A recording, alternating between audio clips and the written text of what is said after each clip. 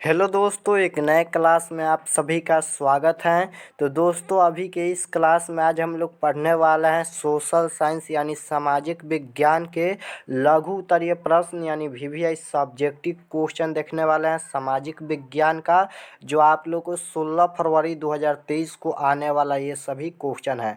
और 20 क्वेश्चन है लघु उत्तरीय प्रश्न जो आप लोग को एग्जाम में 2 अंक में पूछा जाएगा। और यही क्वेश्चन आएगा 100%, क्योंकि ये पिछले वर्ष पूछे गए सभी क्वेश्चन हैं। आप सभी को पता भी चलेगा कि कौन सा क्वेश्चन किस वर्ष पूछा गया है। तो चलिए हम क्लास को स्टार्ट करते हैं। और उससे पहले आप लोग वीडियो को लाइक नहीं किए होंगे तो वीडियो को लाइक कर दीजिएगा। चैनल पर नए होंगे तो चैनल को सब्सक्राइब कर लीजिएगा ताकि नेक्स्ट क्लास आपके पास ज़रूर पहुँचे। पहला नंबर क्वेश्चन है, आपके स्क्रीन पर देख सकते हो कि इटली जर्मनी के एकीकरण में ऑस्ट्रेलिया की भूमिका क्या थी। देख सकते हो ये क्वेश्चन 12, 13, 15 और 20 में रिपीट हुआ है, यानी 4 बार ये क्वेश्चन रिपीट हुआ है। हो सकता है 2023 में भी रिपीट हो जाए। यहाँ पर हिस्ट्री का ये क्वेश्चन है।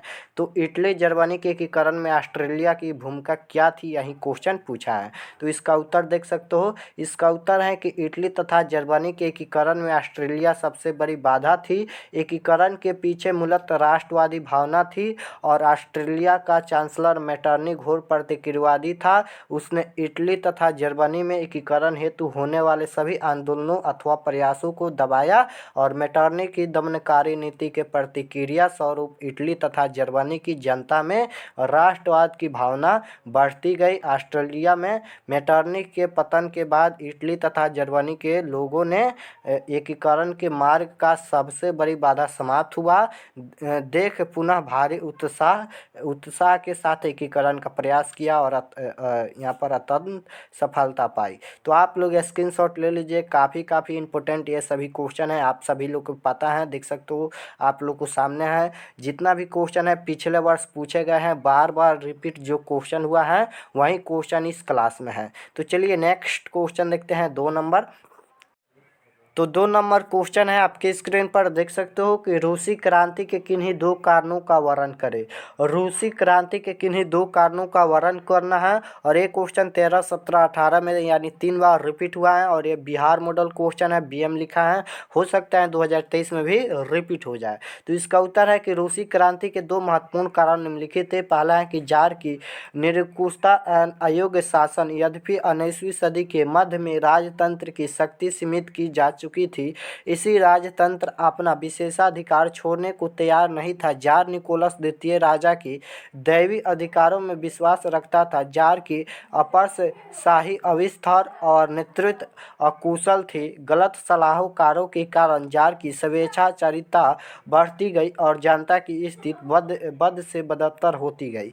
स्क्रीनशॉट ले लीजिए। नेक्स्ट क्वेश्चन है 3 नंबर कि अक्टूबर क्रांति क्या है। अक्टूबर क्रांति क्या है, यही क्वेश्चन पूछा है। और एक क्वेश्चन 18 और 19 में रिपीट हुआ है। तो इसका उत्तर है कि 7 नवंबर 1917 ईस्वी में बोल्शेविकों ने पेट्रोग्राद के रेलवे स्टेशन, बैंक, डाकघर, टेलीफोन केंद्र, कचहरी तथा अन्य सरकारी भवनों पर अधिकार कर लिया। केरेंस्की भाग गया और शासन की बागडोर बोल्शेविकों के हाथों में आ गई, जिसका अध्यक्ष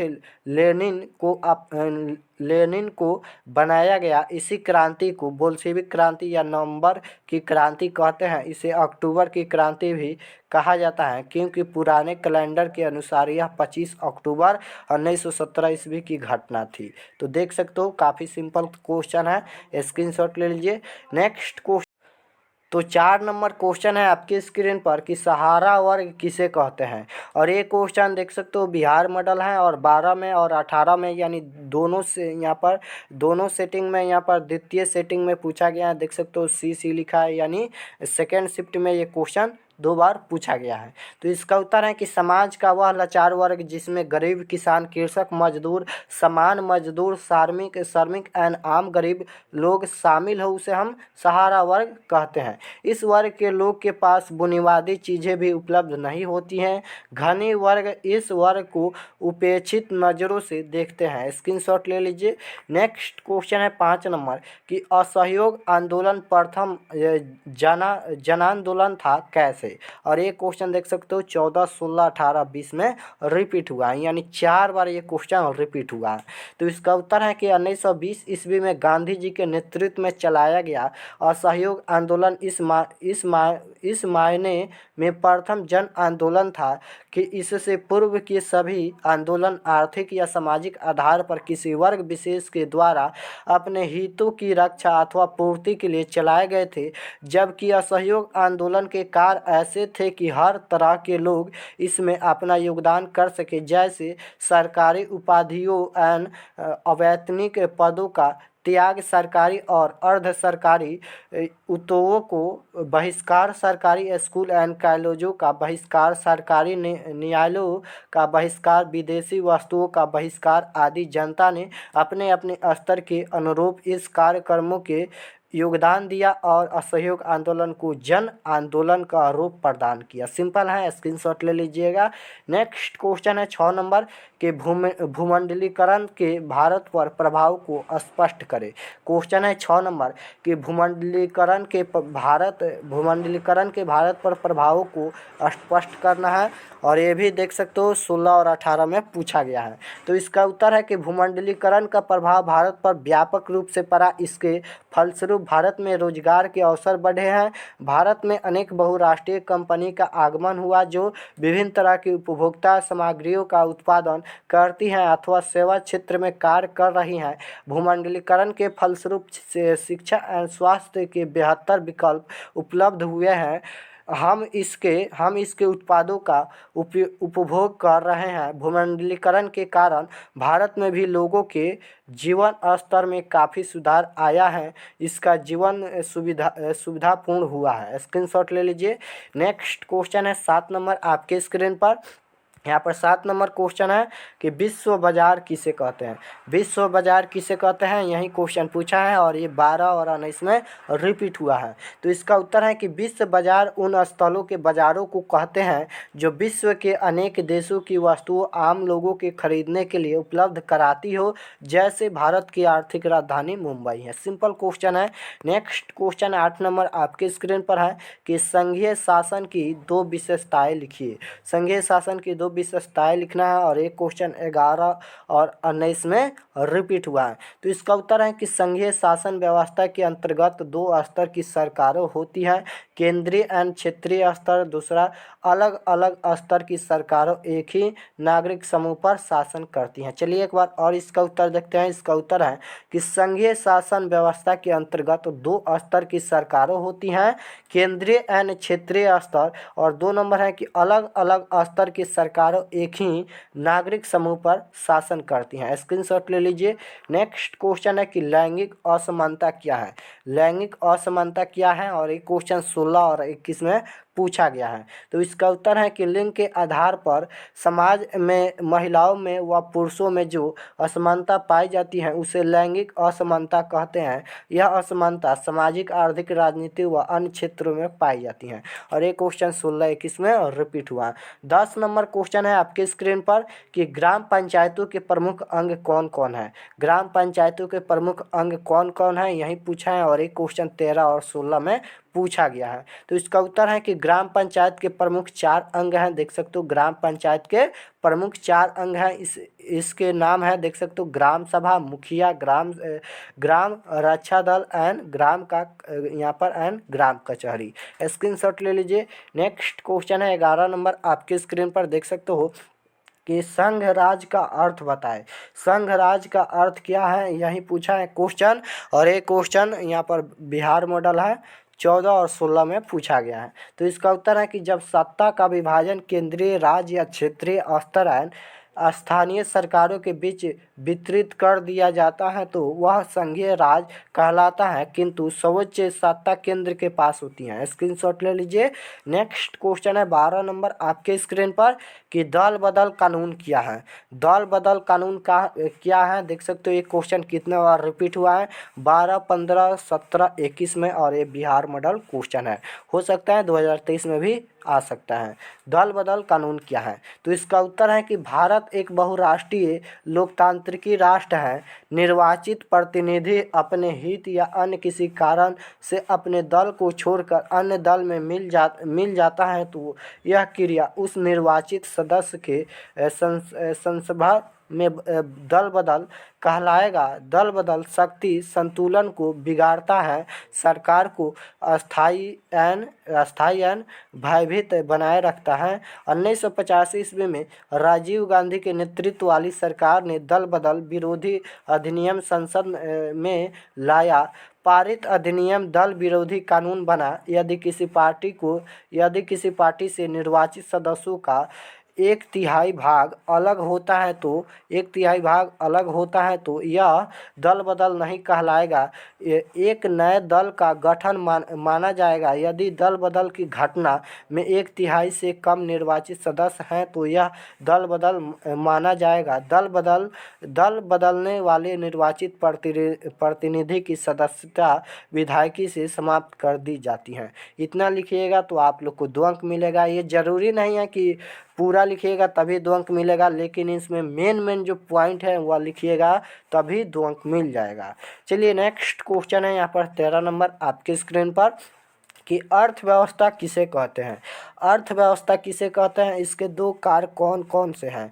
अर्थव्यवस्था किसे कहते हैं, इसका 2 कार्य कौन कौन से हैं, यही क्वेश्चन पूछा है। और एक क्वेश्चन देख सकते हो 19, 20, 21 और 22 में भी रिपीट हुआ था ये क्वेश्चन, लेकिन यहाँ पर देख सकते हो बिहार मॉडल क्वेश्चन है, लगातार रिपीट हो रहा है, तो आप लोग इसे ज़रूर से ज़रूर याद कीजिएगा।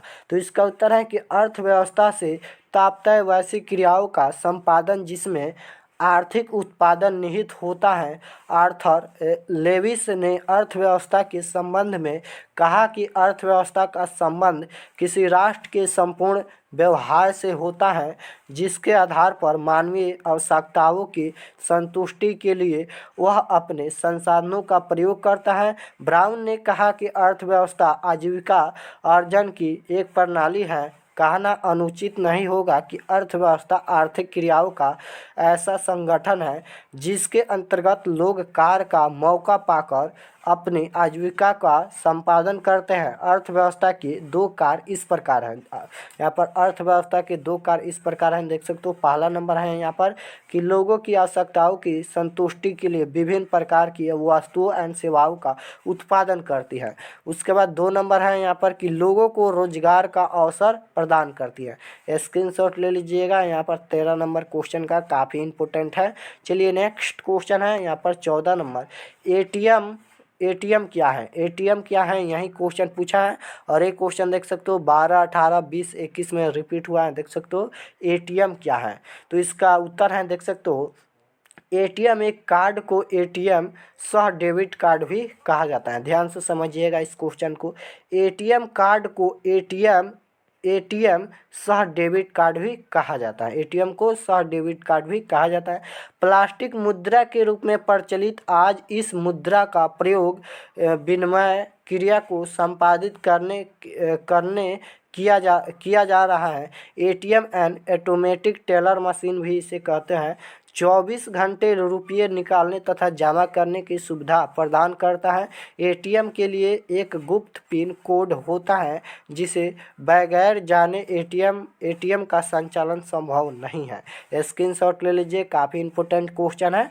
चलिए नेक्स्ट क्वेश्चन है यहाँ पर 15 नंबर कि सहकारिता से आप क्या समझते हैं। काफ़ी इंपॉर्टेंट क्वेश्चन है, देख सकते हो कि सहकारिता से आप क्या समझते हैं, या पूछेगा अथवा में कि सहकारिता की परिभाषा लिखिए, ये पूछेगा या ये पूछेगा, तो दोनों का एक ही उत्तर लिखाएगा, देख सकते हो। या और बिहार मॉडल क्वेश्चन है, देख सकते हो। तो इसका उत्तर है कि सहकारिता का अर्थ है मिलजुल कर कार्य करना। देखिए, सहकारिता का अर्थ है कि मिलजुल कर कार्य करना। जब यही कार्य आर्थिक उद्देश्य की पूर्ति के लिए किया जाता है तो अर्थशास्त्र में सहकारिता कहलाता है। तात्पर्य यह कि एक संगठन जिसके अंतर्गत दो या अधिक व्यक्ति मिलजुल कर स्वेच्छापूर्वक आर्थिक उद्देश्यों की पूर्ति हेतु कार्य करते हैं, सहकारिता कहलाता है। सिंपल क्वेश्चन है, याद कर लीजिएगा।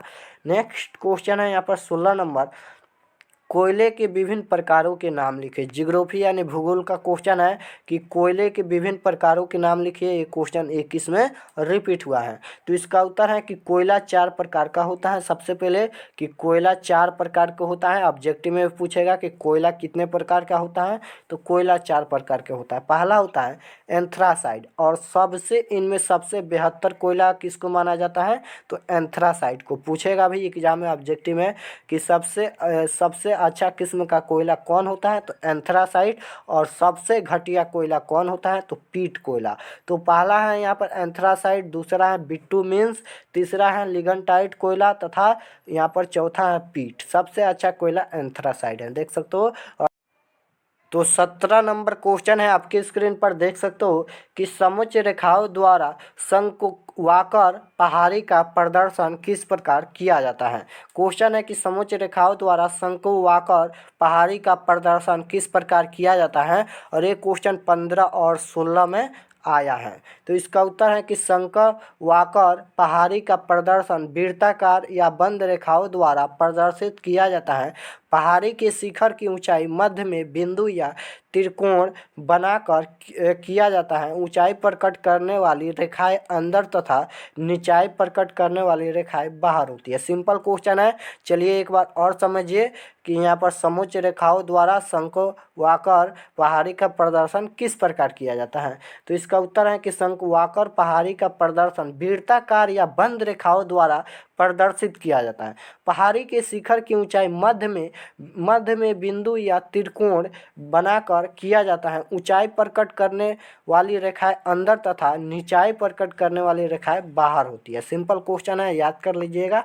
नेक्स्ट क्वेश्चन है 18 नंबर आपके स्क्रीन पर कि वन के पर्यावरणीय महत्व का वर्णन कीजिए। क्वेश्चन है यहाँ पर कि वन के पर्यावरणीय महत्व का वर्णन कीजिए, और ये क्वेश्चन 14, 18, 21 में रिपीट हुआ है।